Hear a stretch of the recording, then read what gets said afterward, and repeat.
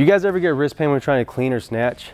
If so, you're not alone. Today I'm gonna show you guys a couple things I've done to help eliminate wrist pain while I'm weightlifting. Now, it's worked for me. I think it'll work for you too. First one might seem kind of obvious, but it's effective, and that is using wrist wraps. There are two different kinds that I would recommend. The first one is these little fat ones with Velcro on it. You would want to wrap it around your wrist. And this is obviously just to provide a little bit more wrist support. When you're catching a clean or a snatch, just having a little bit of extra support might be all the help that you need. Now, I prefer these fat ones. However, there are some weightlifters that prefer these little skinny guys. And you would just put this around right between that space, like your thumb and the wrist bone right here. And that's where it would sit. You would just put it in. Okay, you would loop it and then you would Velcro it. So again, kind of just sitting between your thumb bone and that wrist bone. And surprisingly, this actually does provide quite a bit of support in that front rack and in the snatch position. So two different kinds of wrist wraps, but if you're not using them and you have wrist pain, I would recommend starting. However, with that being said, these are not the permanent solution.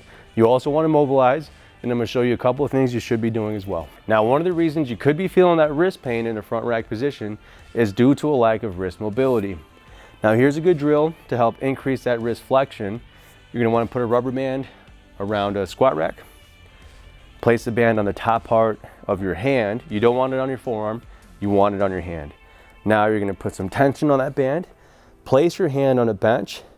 And now I'm thinking about actively pushing the inside of my knuckle down into the bench. So getting some weight on my hand. And from here, I'm keeping my elbow locked out and I'm driving my weight as far forwards as I can while actively pushing my knuckle down to create that wrist flexion. Again, you don't want the band on your forearm. You want to make sure you get the band. You see the little wrinkles I have here on my fat hand? Well, you want it under the wrinkles, right there, not above. Ooh, I don't know if you heard that, but my wrist just popped. That felt good. Now I don't have to see a chiropractor. Now there's two ways to do this. You can just do a static hold it for a minute, or you can kind of rock forwards and backwards, trying to create more and more flexion every single time.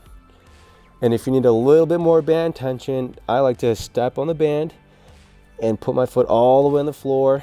Now that's really pulling pretty hard on my wrist, and again, driving my weight forwards. Whew. Obviously, don't only do the side that hurts. I would still recommend doing both sides.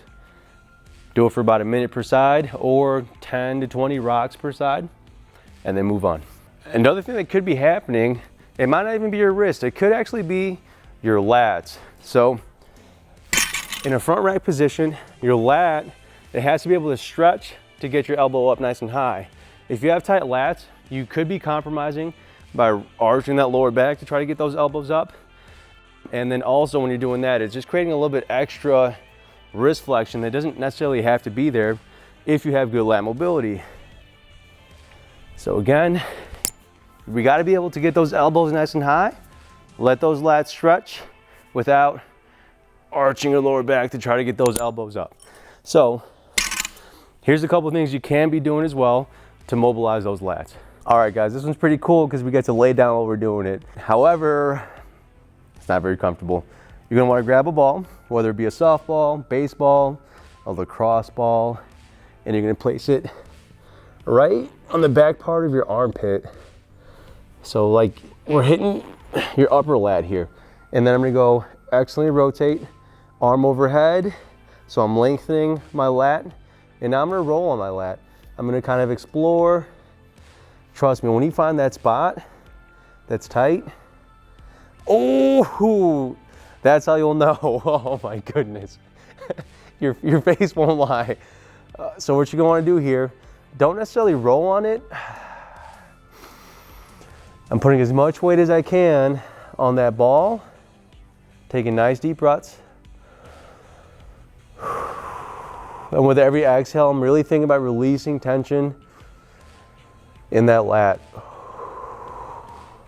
Like I said, it's not going to feel good.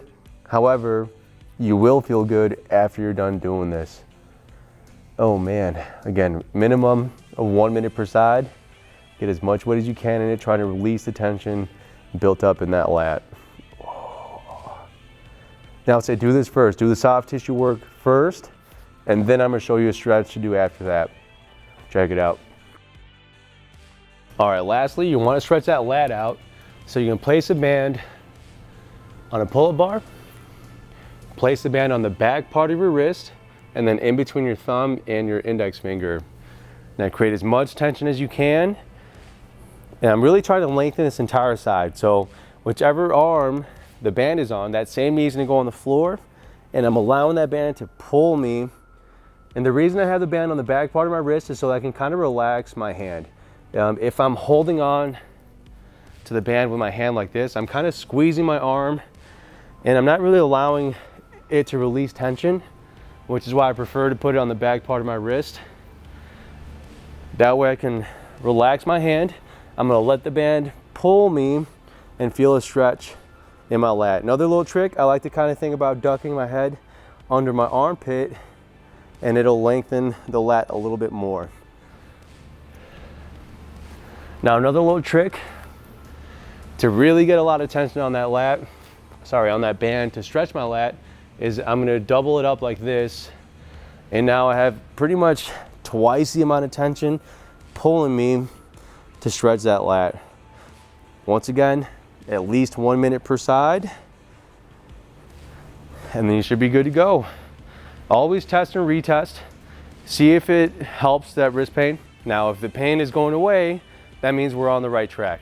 If the pain is still there, then that shows us that likely it's a different issue and we got to get to the bottom of it. However, I have a feeling these will help.